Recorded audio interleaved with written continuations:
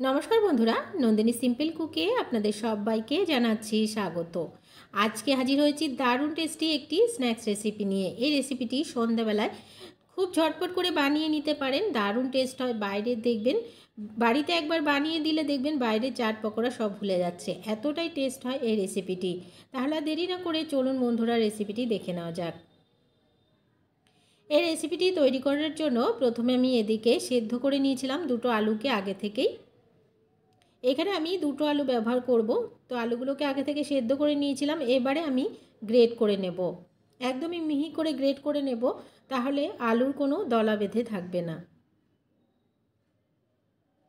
আপনারা এটা মেশারের সাহায্যে ম্যাশ করে নিতে পারেন, তবে এইভাবে করে নিলেও অনেক বেশি ভালো হয়।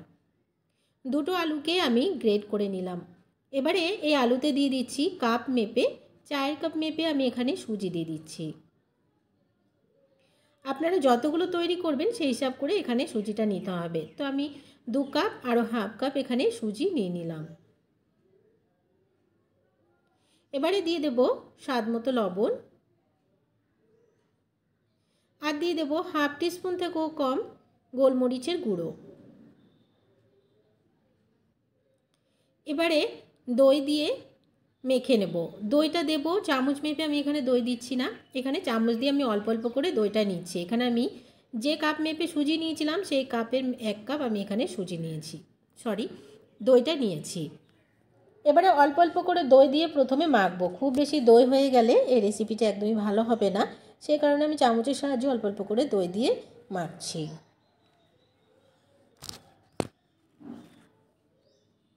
তো এখানে একদমই ড্রাই হয়ে গেছে, তো আমি আরও কিছুটা দই এখানে দিয়ে দিচ্ছি।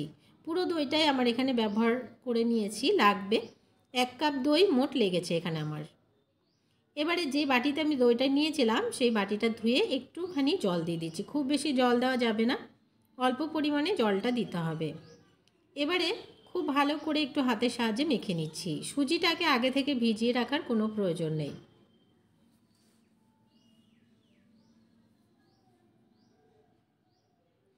খুব ভালো করে মেখে নিলাম। তো দেখুন ব্যাটারের ঘনত্বটা ঠিক এতটুকু রাখতে হবে, এখানে আর কোনো রকম জল আমি ব্যবহার করব না। এবারে হাতের সাহায্যে একটু ঘুরিয়ে ঘুরিয়ে ফেটিয়ে নিতে হবে। আপনারা ভিডিওতে দেখতে পাচ্ছেন কিভাবে ফেটিয়ে নিলাম। এবারে এদিকে একটা কড়াই বসিয়ে দিলাম, কড়াইটা একটু গরম হওয়া পর্যন্ত অপেক্ষা করব। আর এই ব্যাটারটাতে আমি এখানে দিয়ে দিচ্ছি হাফ টিস্পুন থেকেও কম বেকিং পাউডার।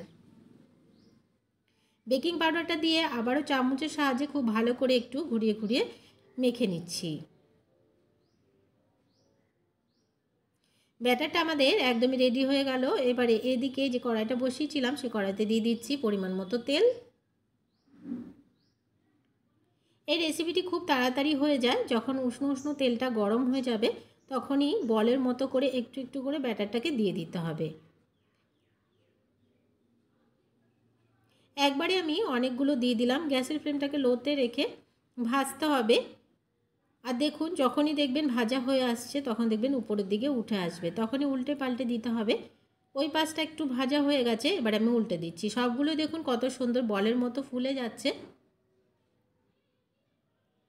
এই রেসিপিটি আপনারা জল দিয়েও মেখে করতে পারেন, দই দিয়ে মাখলে এগুলো সফট হবে আর খেতেও অনেক বেশি টেস্ট লাগবে। এগুলো একদমই ভেজে নেওয়া হয়ে গেছে, কতটা সুন্দর দেখতে হচ্ছে আপনারা দেখে বুঝতেই পারছেন। এবারে এগুলোকে নামিয়ে নিয়ে বাকি আরও যেগুলো আছে সেগুলোকেও ভেজে নিচ্ছি। সবগুলোকে ভেজে নিয়ে ফিরে এলাম। বন্ধুরা এই রেসিপিটি আপনারা এভাবেও খেতে পারেন, এছাড়া এগুলোকে আরেকটু ডেকোরেট করলে খেতে কিন্তু আরও দুর্দান্ত টেস্ট লাগবে। এবারে আমি উপর দিয়ে একটু দই ছড়িয়ে দিচ্ছি। এগুলো কিন্তু একদমই সফট হয়, শক্ত হয় না, খেতে দারুণ লাগে। বাড়ির বড় থেকে বাচ্চারা থেকে শুরু করে বয়স্ক মানুষরাও কিন্তু এই রেসিপিটি খেতে পারবে। আর উপর দিয়ে দিয়ে দিচ্ছি একটু টমেটো কেচাপ। আপনাদের কাছে যদি তেঁতুলের চাটনি থাকে সেটাও দিতে পারেন, আমি একটু টমেটো কেচাপ দিয়ে দিলাম, আমার কাছে নেই বলে। এবারে দিয়ে দিচ্ছি পেঁয়াজ কুচি। পেঁয়াজ কুচিটা দেওয়ার পরে এবারে দিয়ে দেবো দুটো কাঁচা লঙ্কা কুচি। কাঁচা লঙ্কাটা আপনারা আপনাদের স্বাদ অনুযায়ী দেবেন, ঝালটা আপনারা যতটা পছন্দ করেন সেই হিসাব করে দেবেন।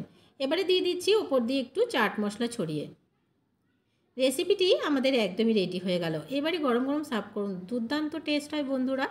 একবার বানিয়ে যদি বাড়ির সবাইকে দেন, দেখবেন বাইরের চাট পকোড়া ভুলে যাচ্ছে, আর আপনার বুদ্ধির তারিফ করতে ভুলবে না দেখবেন। আজকের রেসিপিটি ভালো লাগলে একটা লাইক করতে ভুলবেন না বন্ধুরা। অনেক অনেক শেয়ার করে দেওয়ার অনুরোধ রইল। নতুন বন্ধু আমার চ্যানেলে যদি নতুন এসে থাকেন, আমার চ্যানেলটিকে সাবস্ক্রাইব করে আমার পাশে থাকার অনুরোধ রইল। পাশে থাকা বেল আইকনটাকে প্রেস করতে ভুলবেন না, এই ধরনের রান্নার নোটিফিকেশানগুলো সবার আগে আপনাদের কাছে পৌঁছে যাওয়ার জন্য। আমি আপনাদেরকে একটু ভেঙে দেখিয়ে দিচ্ছি। এই রেসিপিটি বানালে আমি কথা দিচ্ছি, প্লেটটা তৈরি করতে না করতে দেখবেন শেষ হয়ে যাচ্ছে, এতটাই টেস্ট হয়। আজকের মতন এখানে শেষ করছি। সবাই ভালো থাকবেন, সুস্থ থাকবেন।